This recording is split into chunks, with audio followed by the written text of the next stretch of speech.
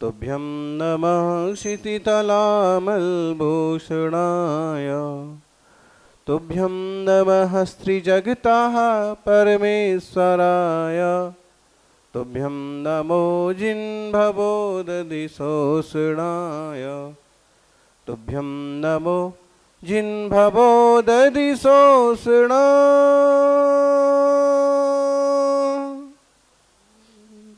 आदिम तीर्थेश्वर आदि विधाता देवादिदेव महादेव ऋषभदेव भगवान की जोर से। 22वें तीर्थंकर नेमिनाथ भगवान की और जोर से। वर्तमान जिन शासन नायक वर्धमान महावीर भगवान की। आचार्य श्री आदि सागर महावीर कीर्ति विमल सागर जी महाराज की। तपस्वी सम्राट गुरुवर आचार्य श्री सन्मति सागर जी महाराज की जय बोलो। वर्तमान की वर्तमान चतुर्थ भट्टाधीश आचार्य शिक्षाठ सुनील सागर जी गुरुदेव की जयकारा गुरुदेव का।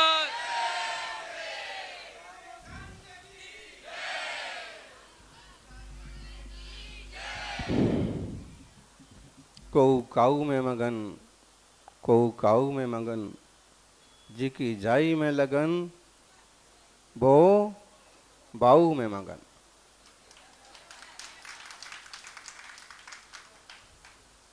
अब ऐसा ही देख लो। कछु जने ऐसे हैं कि उनको मंदिर से कोई मतलब नहीं है और कछु जने ऐसे हैं कि कितनी दूर मंदिर हो तो ही मंदिर जाने, बिना मंदिर के रोटी नहीं खाने।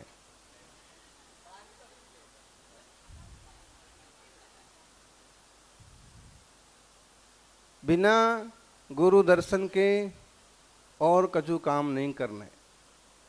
पहले मुनि महाराजों को आहार देने, बाद में फिर भोजन करने।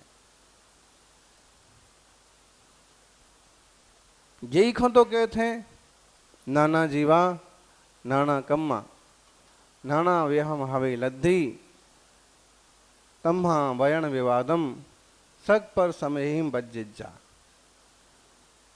बहुत ही बड़े आचार्य हो गए कुंद कुंद स्वामी और उनने जो ये बात कही, जोरदार बात। इस संसार में बरन बरन के आदमी है।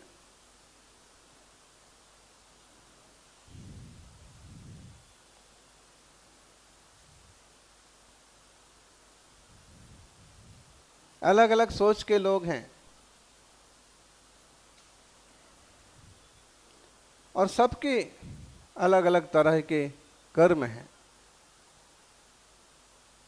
अब जीखो जो कछु करने सो करन देओ, तुम उनके पचड़े में न पड़ो। तुम दुनियादारी के पचड़े में पड़ोगे तो तुम्हारा ही नुकसान हुई है। उको जो हो सो हो।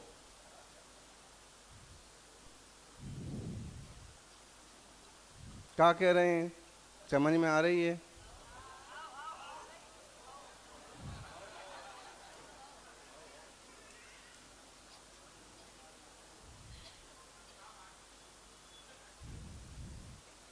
देखो अपन तो सीधी सत्य कहने वाले आदमी है। अब को मिर्ची लगे तो हम क्या करें?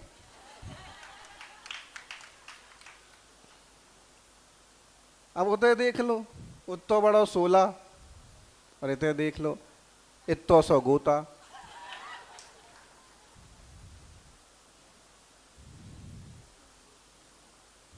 कैसी बात है?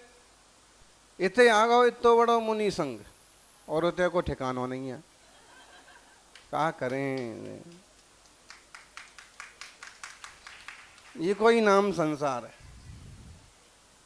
और यही को नाम यही से मालूम पड़ता है कि पुण्य पाप क्या चीज है, भावना कैसे फलती हैं, भावनाओं को का फल होता है जो आंखों से देख लो, जिन्हें भावना भाई कि संघ आना चाहिए, जगह नहीं है, व्यवस्थाएं नहीं है, तो भी हमें कुछ ना कुछ लाभ मिलना चाहिए, तो उन सबों को मिल रहा है। और जो हल्को हल्को सोचत रह गए, वो हल्के में निपट जाने वाले हैं। कभी भी देवशास्त्र गुरु को हल्के में ना लो। हल्के महाराज भी कबू बड़े बड़े काम कर देते, और बड़े महाराज हों तो फिर तो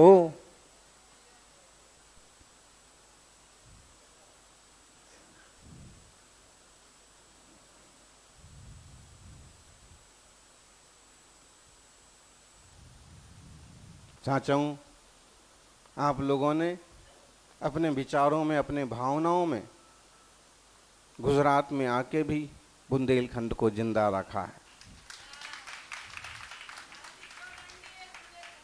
ये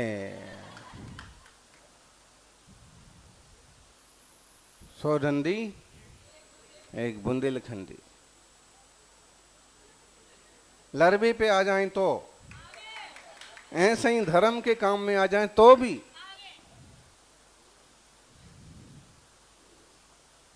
लेकिन लड़बे भिड़बे को काम नहीं करने, सिर्फ धर्म ध्यान करना। अपनों घर चले, परिवार चले, आजीविका चले, आगे की संतान पीढ़ी सुखी रहे, और साथ में धर्म के और वीतरागता के संस्कार पनपे। जो जीवन आत्मकल्याण के लाने मिलो है, बेर बेर थोड़ी आदमी को जन्म मिलत है। कोनू बड़ो पुण्य को दया गो, और ऐसा अच्छो देश मिल गयो, ऐसा अच्छो परिवार मिल गयो, और अपनो देश छोड़ के दूसरे देश में आए तो तय भी धर्मात्माओं को संग मिल गयो।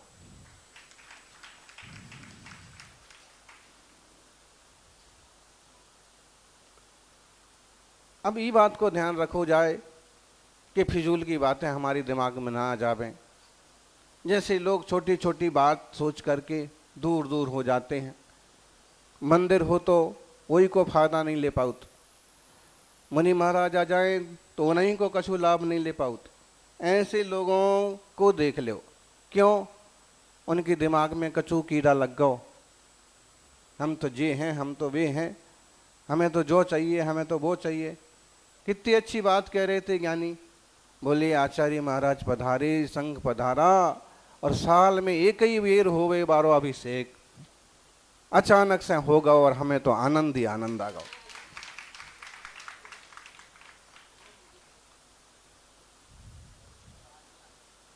पर्यूषण पर आज ही आ गओ, भादों में जब आए सो आए, लेकिन अष्टांगिका में पर्यूषण पर्वनो दर्शन थे हो गो। यही बात को लेके अब हमें तो नहीं मालूम है तो कि ईते की का परंपरा है। हम तो भी आदमी हैं कि जहाँ जाएं, जी देश में जाएं, वही देश जैसे हो जाएं, को तकलीफ नहीं हो चाहिए।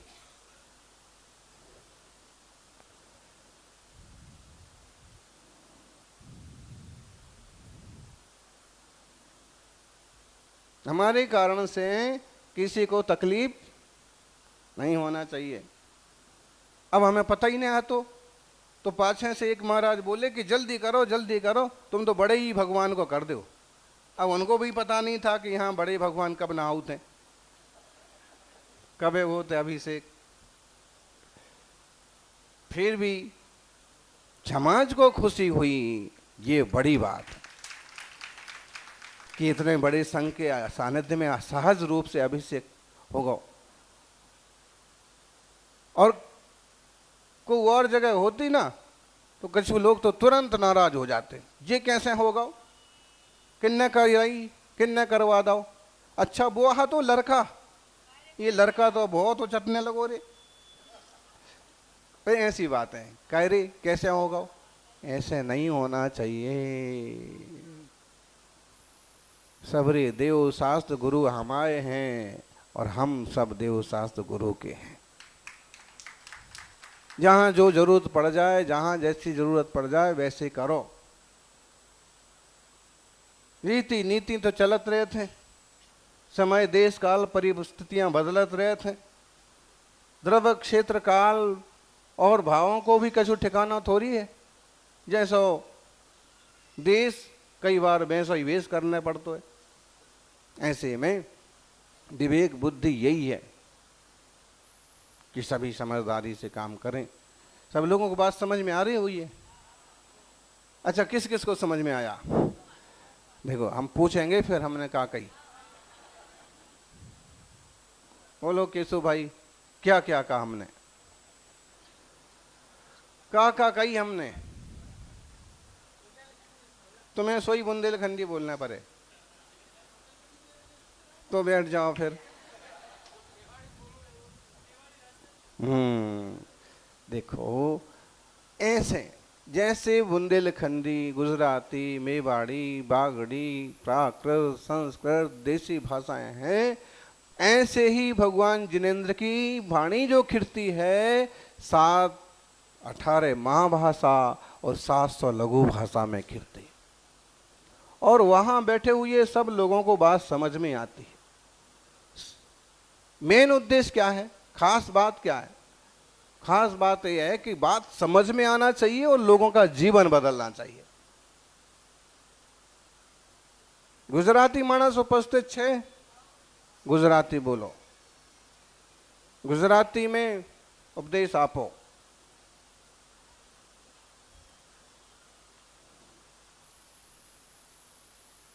अब अरहंत जिनेंद्र जैसी शक्ति तो इस कलयुग में किसी की नहीं है कि वो एक बोलें और सबको समझ में आ जाए। बहुत कम लोग हैं, ठेठ उनकी भाषा में बोलो तो ही समझ में नहीं आता। आचार्य महावीर कीर्ति जी बड़े तपस्वी आचार्य थे। वो 18 भाषाएं बोलते थे, 18 भाषा जानते थे।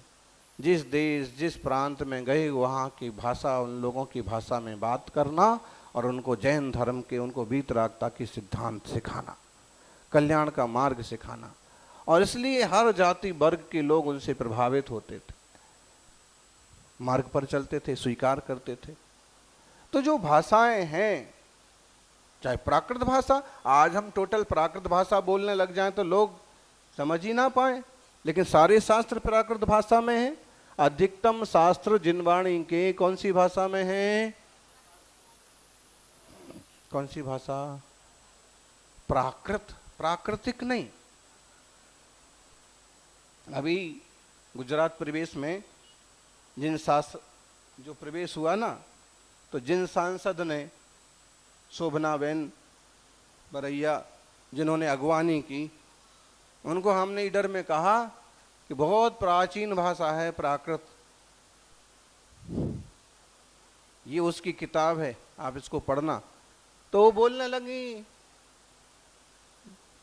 महाराज जी प्रकृति की बात तो बोले बहुत सरकार कर रही है,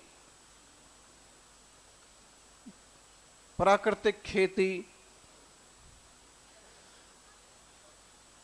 प्राकृतिक अनाज, प्राकृतिक गौवंश। अब हम उनको क्या कहें कि हम प्राकृतिक खेती की बात नहीं कर रहे हैं, हम किताब की भाषा की बात कर रहे हैं। तो प्राकृतिक बातें जरूर है कि जो प्राकृतिक है वो भाषा है प्राकृत। कुंद कुंद स्वामी के शास्त्र देखो, धरसेन स्वामी ने जो उपदेश दिए और जो बुष्पदंत भूत बलि ने सठखंडागम रूप से रचे, उन ग्रंथों को देखो, उनकी भाषा कौन सी है? आचार्य वीरसेन बहुत बड़े आचार्य थे, दिग्गज आचार्य थे, और उन्होंने धवला जी को 2 भाषाओं का टच दिया, संस्कृत का भी प्रयोग किया और प्राकृत का भी प्रयोग किया, लेकिन मूल सठखंडागम प्राकृत में है। कहने का आशय है, आप जिस देश में जाओ उस देश की भाषा भी सीख लो। अब जिस क्षेत्र में रहते हो उस क्षेत्र के काम भी सीख लो।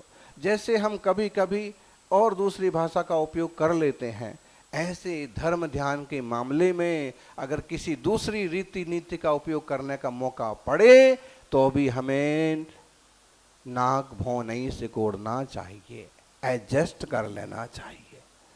हमारा कोई साधर्मी भाई कुछ की और कुछ रीति नीति है लेकिन है धर्म के अनुकूल, तो हमें स्वीकार कर लेना चाहिए। ठीक है भाई, ठीक है, कोई बात नहीं, तुम्हारे देश में ऐसा चलता है, तुम लोग ऐसी विधि करते हो, कर लो। लेकिन इतनी उदारता कहाँ मिलती है? लोग तो आजकल मंदिर के बाहर साफ साफ अक्षरों में लिख देते हैं। बताइए, यानी उदारता, मिलनसारता, न धर्मो धार्मिक ही भी ना। अभी ज्ञानी बता रहे थे, बोले इस मंदिर के निर्माण में शुरुआत केवल 5 परिवार जुड़े और आज 100 से ज्यादा परिवार इस मंदिर से जुड़ रहे हैं। निश्चित है ये जैनी लोग हैं ना, ये बिल्कुल चींटी की तरह है। चींटी जैसे शक्कर जहां मिले वो वहां तक रास्ता ढूंढ के चली ही जाएगी। और ऐसे ही जैनी का बच्चा मंदिर जहां मिले वहां फ्लैट महंगा भी मिले तो वहीं चला ही जाएगा। चींटियों ने अपना धर्म नहीं छोड़ा तो जैनियों ने भी अपना। हैं थोड़े से ऐसे बेवकूफ लोग भी हैं, जैसे अभी शुभम सागर जी बता रहे थे, बोले धर्म के लिए सब कुछ छोड़ने को तैयार हैं लोग, देश तक छोड़ने को तैयार हैं। अरे देश क्यों छोड़ते हो? अच्छा विदेश जाकर के भी अच्छा स्थान मिल जाए, जिनालय के पास का स्थान मिल जाए तो भले खुशी खुशी जाओ, लेकिन धर्म तो ना छूट जाए, धर्म ध्यान तो ना छूट जाए। केवल भोगों के लिए मानव जीवन है क्या? શા માટે છે માણસ પર્યાય? આત્મકલ્યાણ માટે છે। કેવલ ભોગ વિલાસ માટે માનવનો જીવન નથી।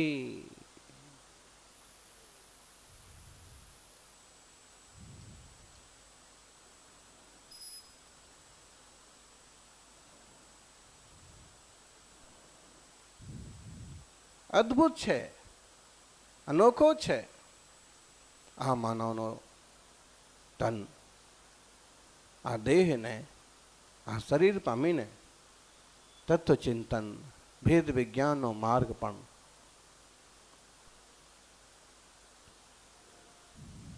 પકડીને આત્માનું કલ્યાણ કરી શકે। સૌભાગ્યશાલીઓ બધા ગુજરાતનો, બધા અમદાવાદનો પુણ્ય યોગ છે જો આટલા મોટા સંઘ અમદાવાદની ધરતી પર પધાર્યા છે। अभी से कुछ लोग घबरा रहे हैं, कुछ लोग इतना घबरा रहे हैं कि नारियल चढ़ाने के लिए भी उनको 10-5 बार कार्यकर्ता फोन करते हैं, तब बड़ी मुश्किल से दुखी मन से बाहर निकलते हैं कि महाराज, और नारियल चढ़ा के ऐसे रफू चक्कर होते हैं जैसे कोई उनके गले पड़ने वाला। यानी तीर्थंकर भगवान का जब समोषण चलता है ना तो किसी के भरोसे नहीं चलता है।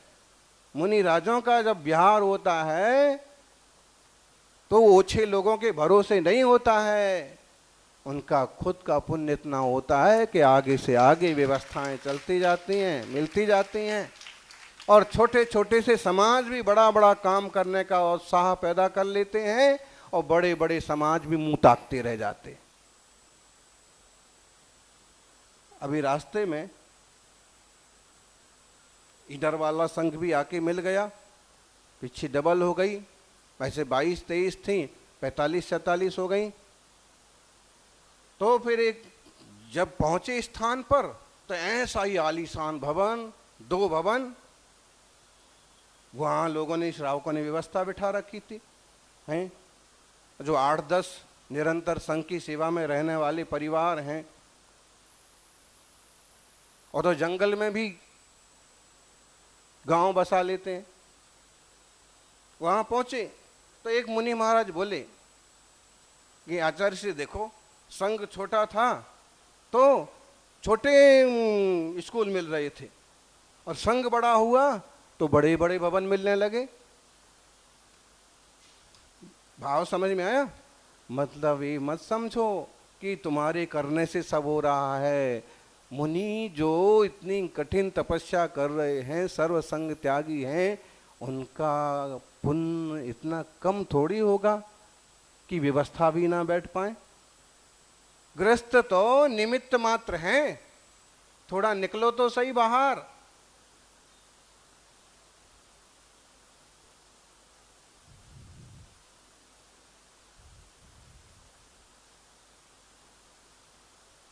दिल्ली चतुर्मास हुआ तो कुछ तपस्वी सम्राट से जुड़े हुए भी श्रावक और भक्त रहे, और कई सारे फिर संघ की साधना देख के और कठिन तपस्या देख के, श्रेष्ठ अनुचर्चा अनुशासन देख के छोटी छोटी कॉलोनी वाले भी आग्रह करने लगे, हमारे यहाँ भी, हमारे यहाँ भी। अरे भाई, तुम्हारे यहाँ 4 जनों के बैठने लायक तो जगह नहीं है, ये 40-50 साधुओं को वहां बिठाओगे? उनमें से कुछ युवा उत्साह से आते आगे, और वो एक जगह ढूंढने निकलते 10 जगह मिल जाती। कुआं खुदवा लिए, कई मंदिरों वालों ने तो अपने छोटे छोटे कुआं खुदवा लिए और पूछने निकले कि भाई, तो कई श्वेतांबर बंधु, कई अजैन बंधु कि भाई हमारा भवन खाली है, हमारा घर खाली है, हमारा नया बन रहा है, बिना पैसे के। अरे थोड़ी हिम्मत, तुम सिर्फ ठीक ढंग से निमित्त तो बनो। बोले गंगा तो वैदिक संस्कृति में बोलते ना, गंगा तो धरती पर आनी ही थी, भगीरथ जी उसमें निमित्त बन गए, नाम उनका हो गया।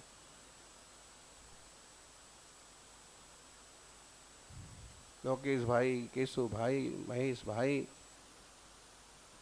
और जितने सारे भाई हैं, ये सब निमित्त हैं। और बड़े बड़े भाई मिलेंगे, अभी देखते चलो आप। और जब बड़ा मंच लगेगा और जब मंत्री, प्रधानमंत्री, गृह मंत्री आएंगे तो फिर ये छोटे मोटे भाई तो यहाँ नीचे रखे रह जाएंगे। बहुत खतरनाक है संसार। लेकिन एक बात ध्यान रखो, आप अपने कर्तव्य में संतुष्ट रहो। क्या? आप अपने कर्तव्य में संतुष्ट रहो। मैंने मेरे करने लायक जो था मैंने किया, मुझे जो कुछ करने का सौभाग्य बन पड़ा मैंने किया।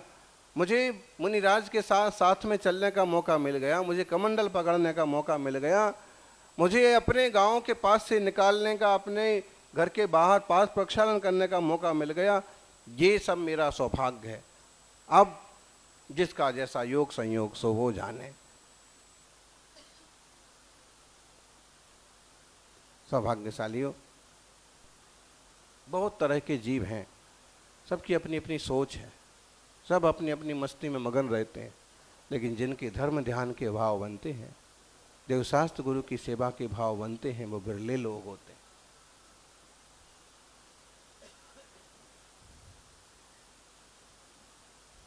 बिरला निष्णहि तच्चम, बिरला भावेदि तच्च दो तच्चम, बिरला झायई तच्चम, बिरलाणम धारणा होती। बता सकते कौन से ग्रंथ की गाथा है?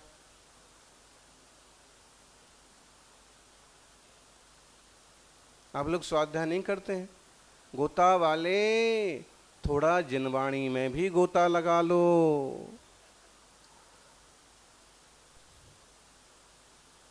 कल शाम के ही प्रवचन में कहा था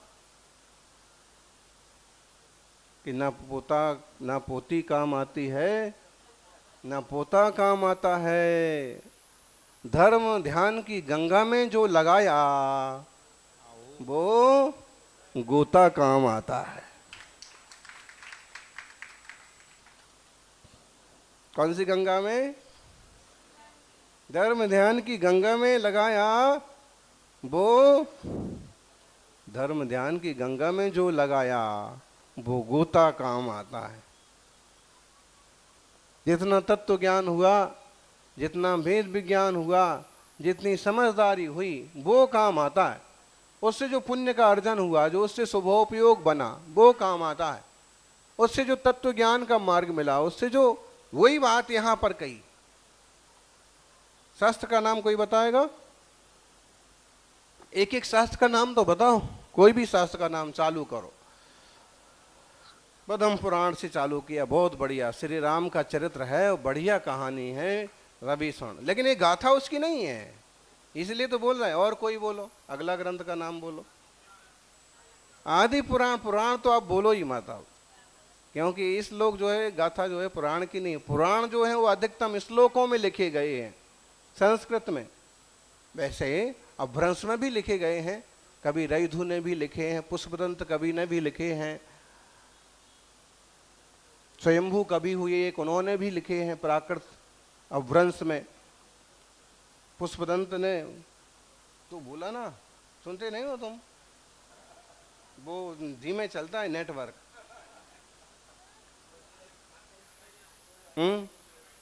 समय सार, लेकिन ये गाथा समय सार की नहीं है ना। जल्दी जल्दी ना।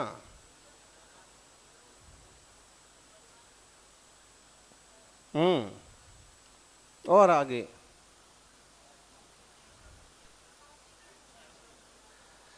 नहीं, बारसाणु वेखा बोला ना, इसीलिए कहा उसके आगे एक और है, कार्तिकीय अनुप्रेक्षा, जो यहाँ साधु लोग बोल रहे हैं।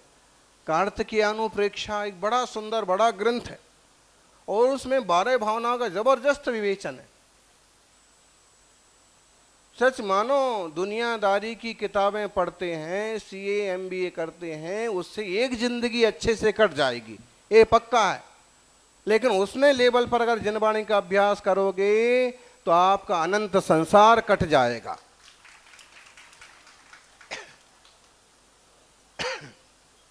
कार्तिकीय अनुप्रेक्षा ग्रंथ में कहा है, और योग सार में अपभ्रंश में है उसको। बिरला जाणऊ तच्चम, बिरलू जाणऊ तच्चम, सब उकारांत हो जाते वहां पर अधिकतम। विरले लोग हैं जो तत्व को जानते हैं। ये अम्मा बहुत बिजी है, ये कल भी फोन कर रही थी। ये विधायक तो नहीं है यहाँ की, धारा सभ्य, धारा सभ्य है अम्मा। अब बुंदेलखंडी लोगों को भी फोन की इतनी गजब की आदत लग गई, मुझे तो यहाँ आके मालूम पड़ा, क्योंकि बुंदेलखंड तो गया ही नहीं।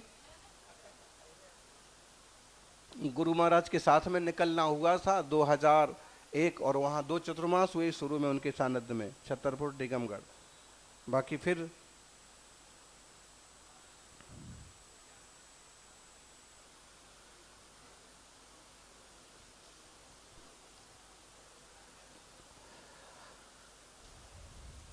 बिरला निष्णई तच्चम, बिरले लोग हैं जो तत्व को सुनते हैं। बिरला जाने दी तच्च दो तच्चम, और बिरले लोग हैं जो तत्व को, तत्व ही तत्व है, सच्ची बात है, तत्व है। जिनवाणी सही है, महाराज जी जो तत्व की बात कर रहे, बात सही है। तत्व को तत्व जानने वाले भी कम है, मजाक बनाने लग जाएंगे, आत्मा करते हैं महाराज जी तो है। बिरला जाने तच्चम, बिरला जाने दी तच्च दो तच्चम, बिरला भावई तच्चम, तत्व की भावना बिरले लोग करते हैं। ऐ मैं ज्ञान घन चैतन्य भगवान आत्मा, हा मी आत्मा छूं, हा मी आत्मा आहे, आ मी आत्मा छूं, हूं आत्मा छूं।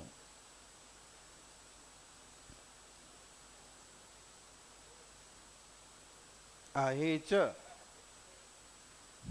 मी आत्मा आहे च, मराठी। हाँ, तो अभी इसी कितने लोगों की ऐसी भावना होती है कि वैसे चिंतन करें कि प्रभु जैसे है वैसे मेरा स्वभाव है। मुझे इसी रास्ते से जाना है, इसी तरह से मेरा कल्याण होगा। और फिर धारणा कितने लोगों की होती है?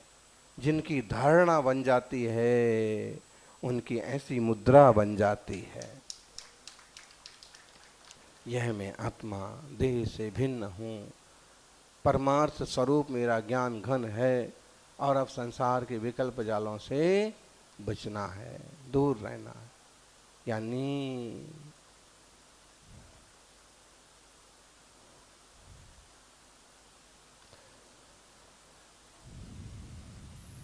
सवारी 16 नालों का ब्याह था, બધા 16માં હતા, बिना छुई भाग गया।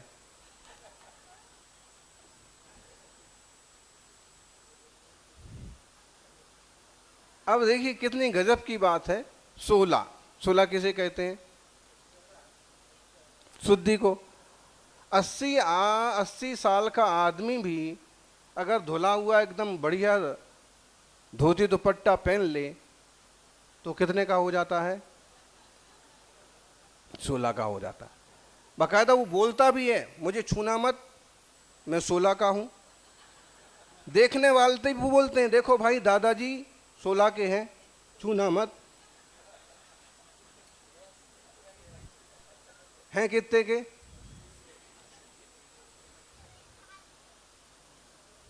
दादी 16 की है।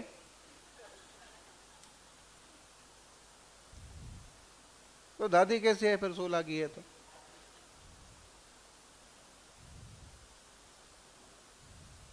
और 16 वाले दादा दादी को छो लिया तो 16 बनने में देर नहीं लगती है। तुमको समझ में नहीं आता है? तुमने छू लिया, थड़ाथड़। अरे उसको क्या पता था कि मैं दादा दादी को छू रहा हूं कि बिजली के करंट को छू रहा। कभी भी कोई अजनबी कोई छोटा मोटा छू जाए, क्या है, कपड़े शुद्ध कर लो, बदल लो, इतना गुस्सा क्यों करने का? कोई विधि हो गई छोटी ऊंची नीची हो गई, तकलीफ करने से क्या फायदा? ठीक है, થઈ गयो।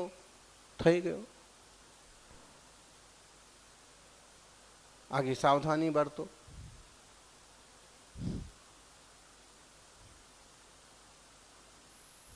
तो 16 અને 16 માં કેટલો અંતર છે? એટલો જ અંતર માણસ અને માણસમાં થાય છે। વેગવેગળા વિવિધ પ્રકારના ઇન્સાન હોય છે।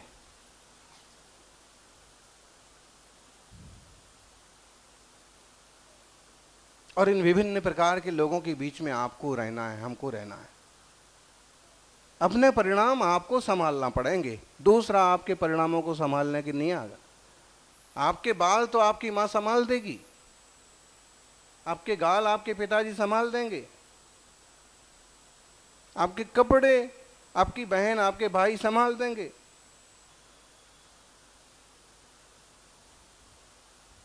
आपकी व्यवस्था आपकी पत्नी आपके प्रियजन संभाल देंगे, लेकिन आपके परिणाम वो सिर्फ और सिर्फ आप ही संभाल सकते हैं। आचार्य महावीर कीर्ति जी ने कहा था, भाई परिणाम मत बिगड़ने दो। क्यों बोले? जिंदगी में उतार चढ़ाव आते रहते हैं। कभी घी घना એટલે શું? घी, कभी घी घना, बोले कभी मुट्ठी भर चना, और थोड़ा आगे जाओ तो वो भी मना।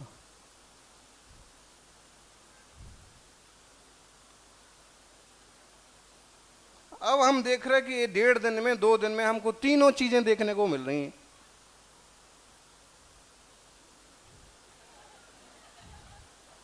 हैं। कभी घी घना, कभी मुट्ठी भर चना। इतनी नहीं भरी सभा की पूछे तक पूरी भरना चाहिए, इतना नहीं है यहाँ श्रावक की 50 चौकी लगना चाहिए। तो कभी घी घना, कभी मुट्ठी भर चना, और 5-5.5 किलोमीटर जाओ तो बहुत स्थितियां विचित्र हैं। आ लोक छे, લોકમાં નાના જીવ છે, જીવોને નાના પ્રકારના ભાવ છે, તમે તમારે ભાવ સંભાળો.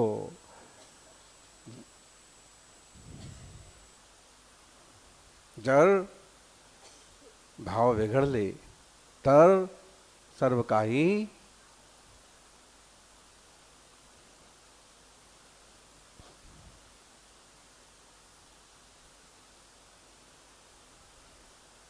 परिणाम की शक्ति से ही तो गुण स्थानों का निर्माण होता है. योग और क्षोभ के निमित्त से होने वाले परिणामों से तो गुण स्थानों का निर्माण होता है. वो मिथ्यात्व में ही पड़े हैं क्योंकि उनकी धारणा वैसी है. वो एक जीव चौथे गुण स्थान वर्ती हो गया क्योंकि उसने तत्व निर्णय कर लिया, सही सही रास्ता समझ लिया.